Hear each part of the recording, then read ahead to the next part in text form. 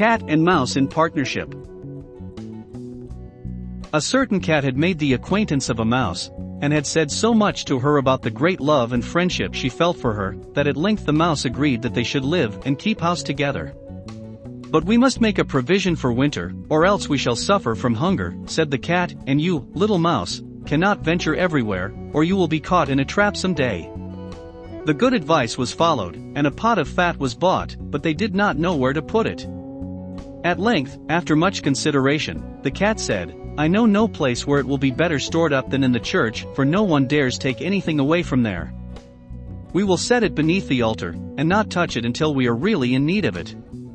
So the pot was placed in safety, but it was not long before the cat had a great yearning for it, and said to the mouse, "I want to tell you something, little mouse. My cousin has brought a little son into the world, and has asked me to be godmother. He is white with brown spots, and I am to hold him over the font at the christening. Let me go out today, and you look after the house by yourself." "Yes, yes," answered the mouse, "by all means go, and if you get anything very good, think of me. I should like a drop of sweet red christening wine too." All this, however, was untrue. The cat had no cousin, and had not been asked to be godmother. She went straight to the church, stole to the pot of fat, began to lick at it, and licked the top of the fat off. Then she took a walk upon the roofs of the town, looked out for opportunities, and then stretched herself in the sun, and licked her lips whenever she thought of the pot of fat, and not until it was evening did she return home. "Well, here you are again," said the mouse, "no doubt you have had a merry day." "All went off well," answered the cat. "What name did they give the child?" "Top off," said the cat quite coolly. "Top off," cried the mouse, "that is a very odd and uncommon name. Is it a usual one in your family?" "What does it signify?" said the cat. "It is no worse than Crumbstealer, as your godchildren are called." Before long the cat was seized by another fit of longing. She said to the mouse, "You must do me a favor, and once more manage the house for a day alone. I am again asked to be godmother, and, as the child has a white ring round its neck, I cannot refuse." The good mouse consented, but the cat crept behind the town walls to the church, and devoured half the pot of fat.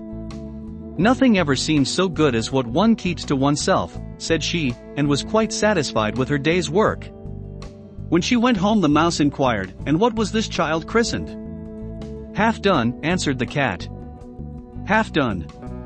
What are you saying? I never heard the name in my life. I'll wager anything it is not in the calendar." The cat's mouth soon began to water for some more licking. "All good things go in threes," said she. "I am asked to stand godmother again.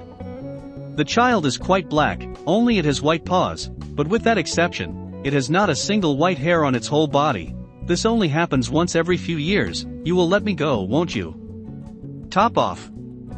"Half Done," answered the mouse. "They are such odd names, they make me very thoughtful."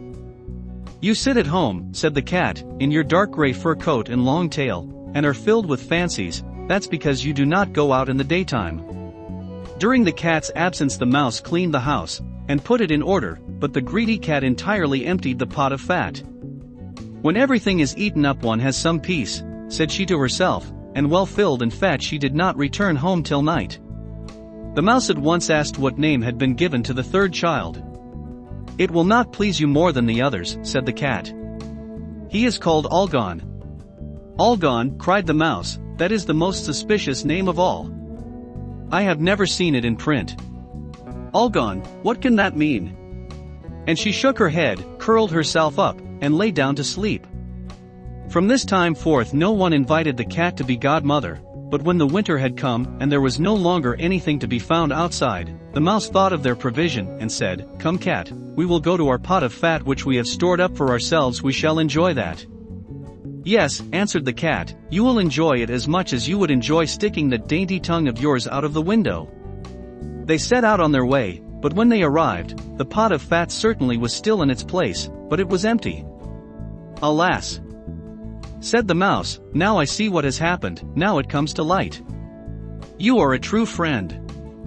You have devoured all when you were standing godmother. First Top Off, then Half Done, then." "Will you hold your tongue?" cried the cat. "One word more, and I will eat you too." All gone was already on the poor mouse's lips. Scarcely had she spoken it before the cat sprang on her, seized her, and swallowed her down. Verily, that is the way of the world. If you like the story, don't forget to subscribe and like it. Also ring the bell to keep up to date with the new stories that will appear every day.